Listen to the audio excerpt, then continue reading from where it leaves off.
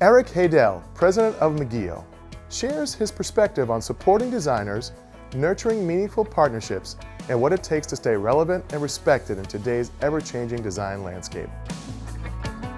Eric Haydel, right? Haydel. Thank you for coming down, Eric, from M-Geough. Yes. So the funny part was that the ladies in the office said to me, who are you going to have on the podcast today? I said, Eric. I said, he's running M-Geough, and they said, no, that's not how you pronounce it. And I said, no. I said, that is how you pronounce it. I said, I know, I worked with them. And no, because some of the ladies in the office worked for designers before they worked for me. And some of them were calling it something very strange. I didn't know what they were saying, but I knew I was right. And you are right. I am right. You are correct. Right. I thought it would be interesting to have you on because I want to learn a little bit more about you and a little bit more about M-Geough and how you guys are doing. And how many years ago was it when you took over from Jim and Susan? It was about 10, 12? Close. We're not quite 10 yet, but we're 8.5, pushing 9 this year. I was sort of surprised. LinkedIn reminded me how long I had been there. Otherwise, I hadn't been keeping track. Yeah, I know. Isn't it? In our industry, we both work with designers. And then I found out on the way in that you're an interior designer as well, which it makes total sense to me now that you say that, but I had no idea that you were an interior designer as well. So, but in our world where we're always hitting deadlines, time flies like water out of it is unbelievable how fast when I sit down and we have some employee parties and stuff and I ask around the room and someone says 18 years and someone says 12 and someone says 7, I say there's no way you've been here for 7 years. It felt like you started 3 months ago. Right. It's wild. Tell me about your side of things. So I would say similar to us, when we're called onto a project, we're reviewing drapery hardware and what lining and how should we install it and where do you want the Roman shades installed or what type of woven wood shade would you like or how big would you like this valance or how wide or this and that. In a similar way, tell me about the process when designers come to you. You're working through similar details, but on the whole house, right? From a piece of furniture to this. Tell me about the M-Geough side and how that works when a certain designer comes in the door. Sure. Well, to go back on time, yeah. I'll tell you that this year we're celebrating 75 years in business. That's the fantastic. M-Geough family started in 1951. Wow. It makes us the oldest multi-line showroom in all of New England. Wow. I'd like to think that we're going to hit another 75 years, but I'm not sure I'm going to look that great at the end of it. I think I'm going to give it about 20 solid years, and then I'll be done. So I'm halfway through, I guess. I got you. But truthfully, that's also where the designer typically comes to us. Mm-hmm. Sometimes they're about halfway through their project. Oh, interesting. So rarely do they come to us at the very beginning. And that's the challenge. We would want them to come to us for inspiration and starting at the process. But we know that every designer has their top 3. And their top 3 go-tos, right? Whether their top furniture, their top lighting, wall covering, fabrics. And so the challenge is how do we get to be that top 3? So a lot of designers will come to us after they've gone to those first few that they know or they trust. And then we get to work a little bit of magic. I always like to say I like to be the auto dealership they go to last. Because when you sit on our product, you experience the fabrics we've brought in. We are lucky to represent some of the best in the industry. Many of these relationships have been in our portfolio for 35, 40, 50 years. Wow. I know that you guys have worked with Conrad Shades. Oh, yeah. We carried them for 64 years before they were purchased by another company. Wow. So long-standing history with all of these brands. And so the designers know that when they come to us, that they're going to be finishing that project with us. Yeah, that's nice. You made me think of something, Eric, about these kind of brands starting, we were talking about the Conrad story, right? And they were purchased by Holly Hunt, right? Do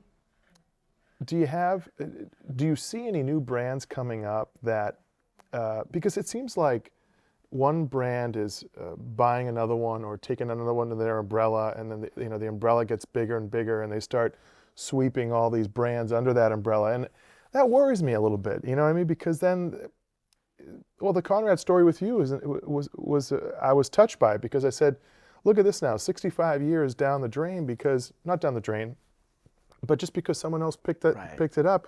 And now, do you see any brand, do you have a concern about that, or do you see any new up and coming brands that might be exciting to have in the showroom or something like that? Yeah. Yeah.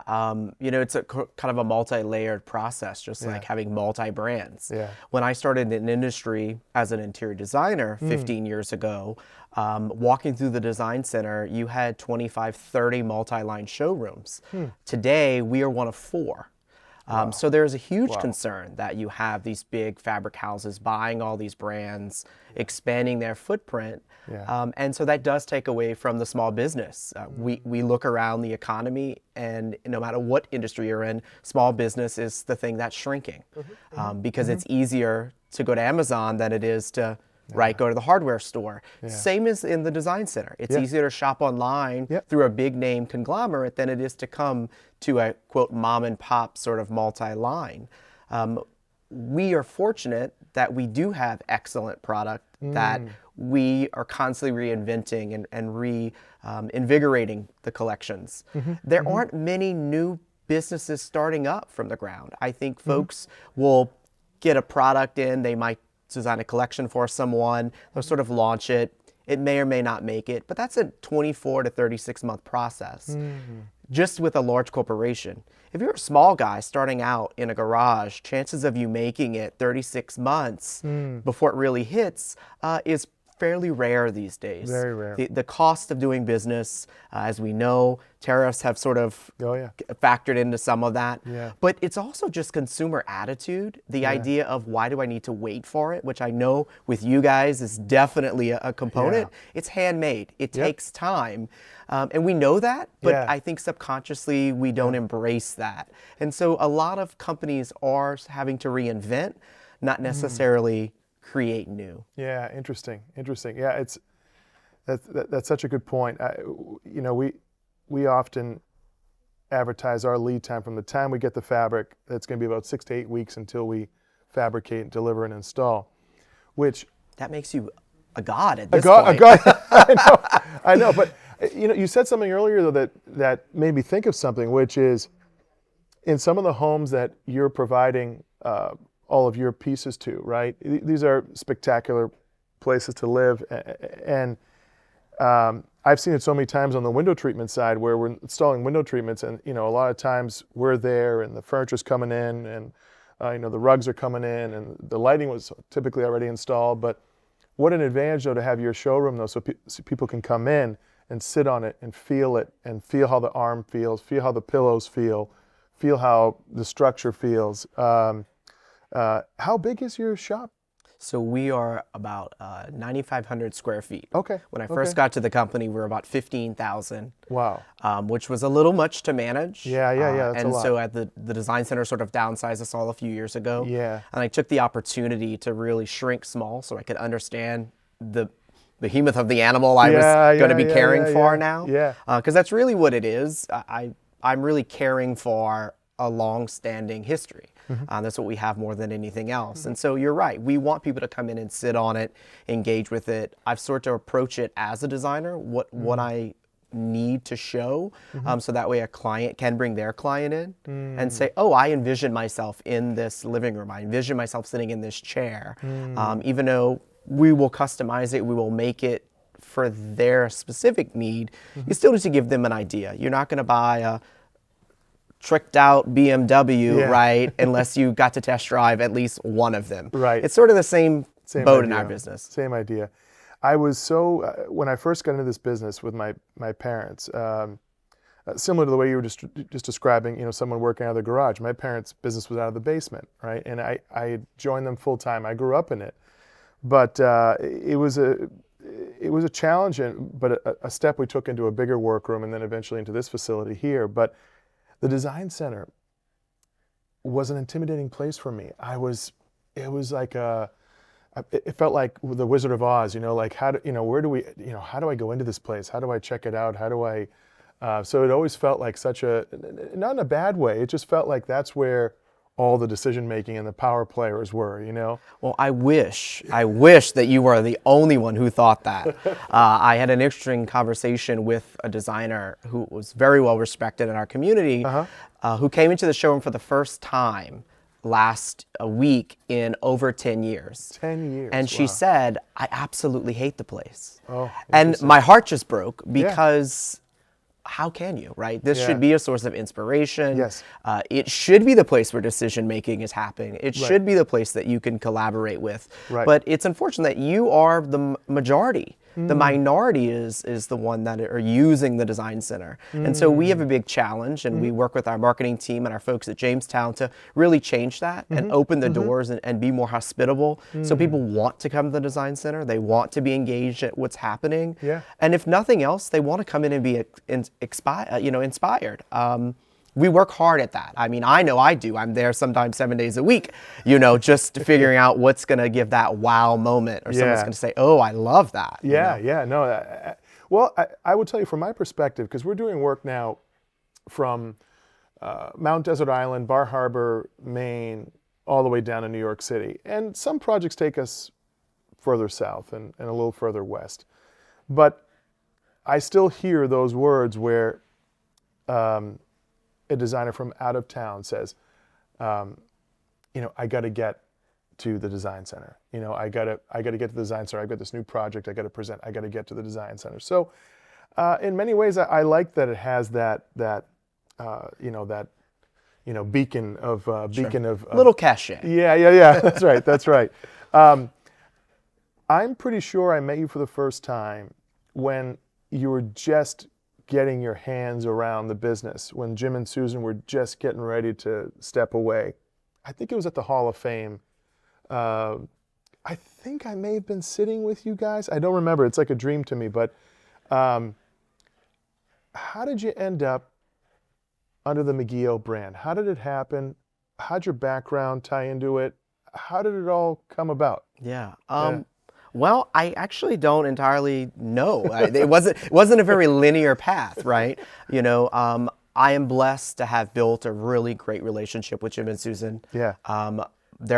My parents and them sort of have become very close. In some respects, I feel they're sort of surrogate parents in a lot of respects. I mean, Jim scolds me like he, very sternly when he needs to. And Susan gives me that good compassionate and caring like any mother would. So it's a good balance. Sometimes it drives me crazy, which I think means that we're more family than not. Yeah.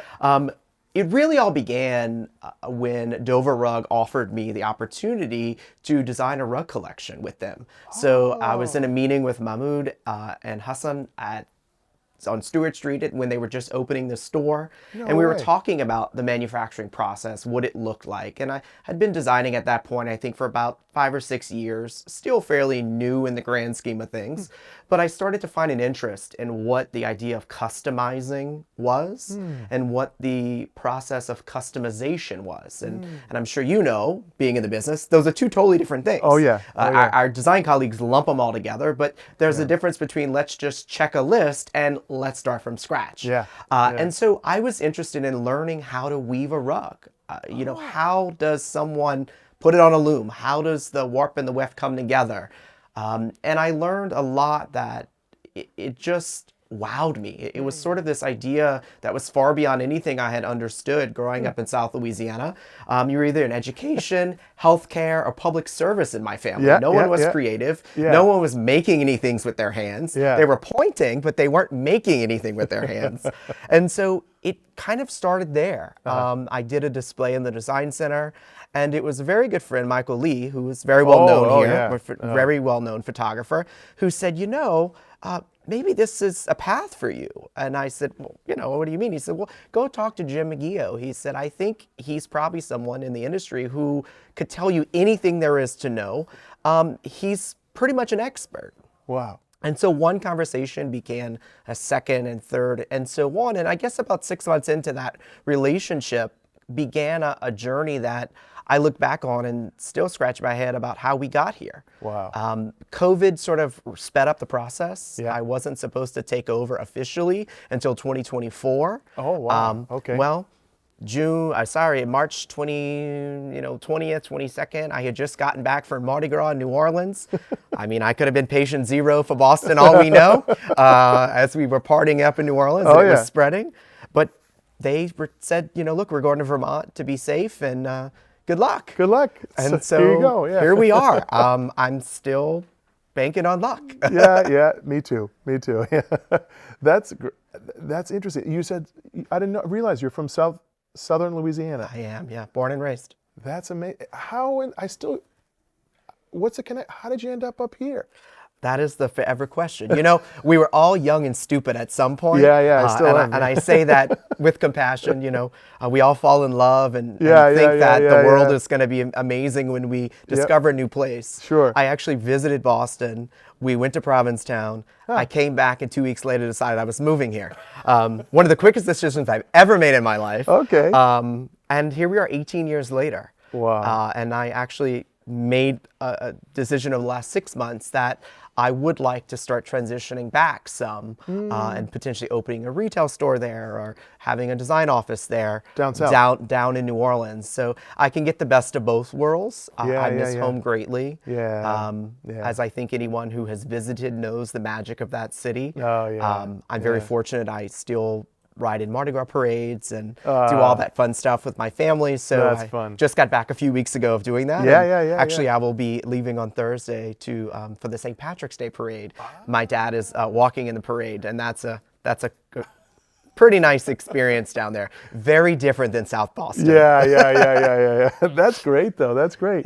Family is still down there, obviously. Everyone is still there. Yeah, I'm the only one who flew the coop, so to speak.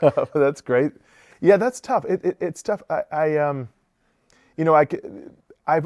grew up here in the Northeast. I was always a mama's boy, so I was always staying close. My sister was a traveler. She was, a semester in Spain, a semester in, Portugal, Mexico, China. She was well traveled. I was too much of a wimp to do that stuff, but that's exciting. Tell me now.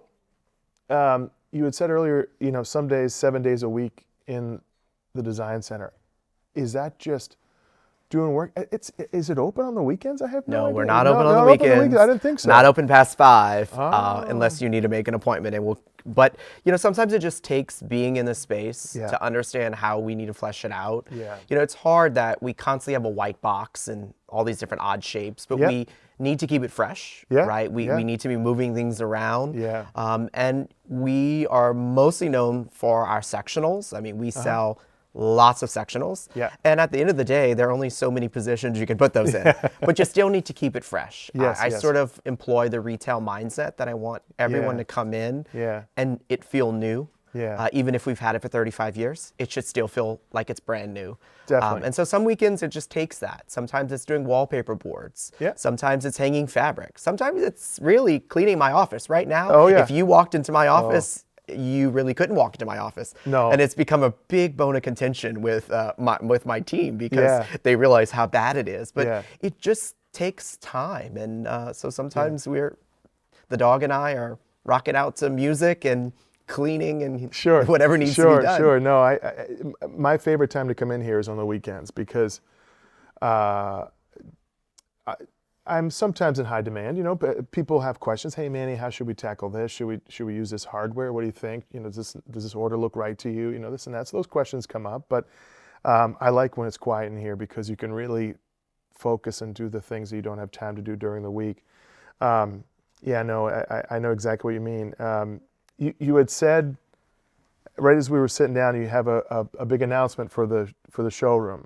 If you wouldn't mind telling us a little bit about that. Of course. So we have a couple of big announcements this spring. The one I can share now, though, is a really great strategic partnership. We are not selling the line. That's the most important thing to put out there.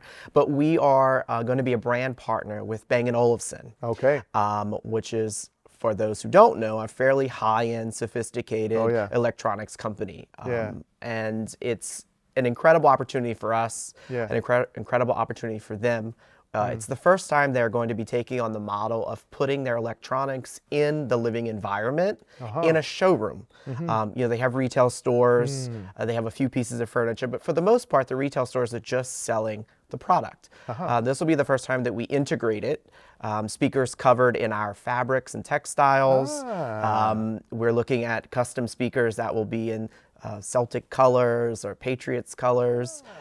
They're bringing in their Harmony television, which is this incredible piece that rises out of this sculptural box. Wow. So they're looking at it, and we're looking at it as a strategic partnership to display something that's practical but as art, how it is integrated into a space. Chances are the person that's coming in to find their perfect A-Rudin sectional is going to be interested in that level of sophistication in electronic. And so we're hoping that it'll bring in a different client. It'll bring in an engaged client that's excited to try something different. Again, 75 years in business, we've got to shake it up a little bit. You do. That's very smart, though, because you're right. One ties in with the other. One ties in with the other. So that's well, I guess the good news is that if you have a party in the showroom, you have great speakers and stuff. Absolutely. Well, they've already said we're gonna have a launch party, and I'm like, okay. Sounds good to me. make them pay for the food. Well, absolutely. I'm just kidding. Eric, outside of making the showroom look spectacular and making a place for designers to make a decision, what do you do for Eric? What do you do for you? You mentioned a dog. What do you do for you to reset your batteries, to recharge? Is it exercise? Is it a special coffee shop you go to? What do you do for you? Yeah, so the last few years, since COVID actually, I started playing flag football. Flag football. So believe it or not, that is an incredible stress relief. I did not expect you to say that. I don't think most people do, right? Where do you find a flag football league? So I play in the league called Flag Football. It's LGBTQIA+. Wow. It's really welcome and open to anyone. It's about 400 players. That's amazing. We play in Dorchester. We've been in league, I think, now for 24, 25 years. No way. We play spring and fall. And every summer, we do a social. They'll do like beach bowl and a gun quit. You can do things throughout the year, and it's great exercise. That's fantastic. It's great team building. Every season you have a new team. The captains gather, they do a draft. And so you're sort of meeting new people, and there's something renewed about that, right? So I think like that has become a huge part of free time and identity, funny enough.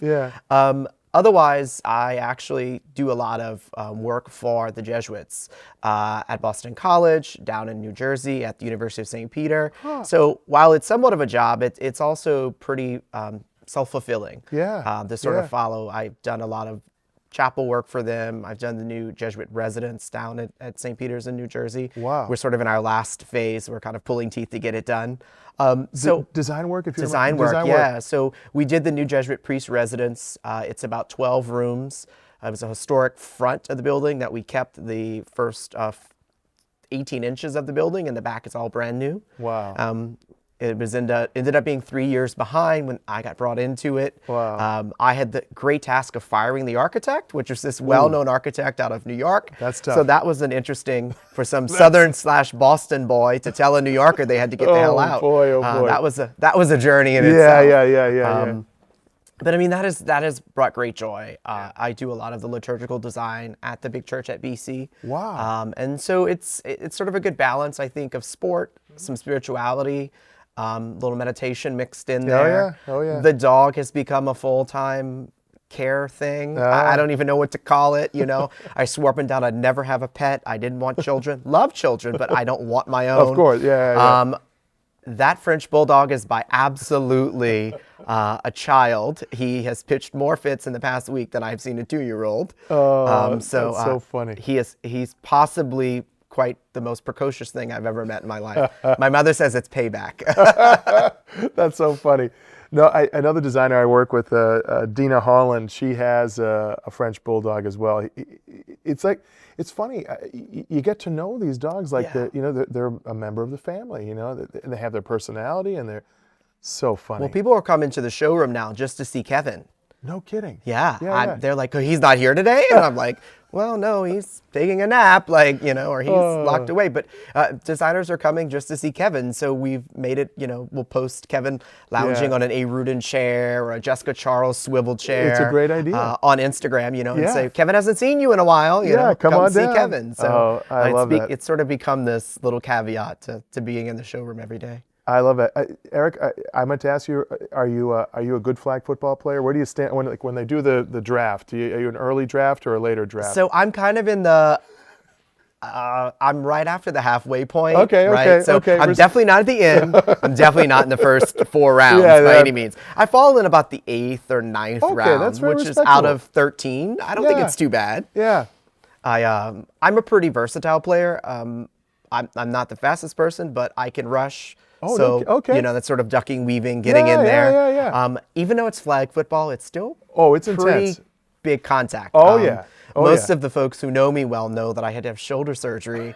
Oh my God. 2 Novembers ago, because I had dislocated my shoulder about 6 times before my doctor convinced me I had to see a surgeon and have it all put back together. So. Well, when you think about it, when you're going out for a pass and you're fully extended and you land like that, the shoulder goes in a bunch of different directions. Right. The ground is. Do you guys play on a turf field or a grass field? No, we are grass. So that's much better. That's much better. Yeah, it is. Turf is for any is sport. It bad is not scene. great. It's a bad scene. But it is. It's still still full contact. But we have a great time with it, and we interlock. And I've seen broken noses and elbows and legs, and some of my best friends have gone through 4 and 5 surgeries, and they're still playing. So.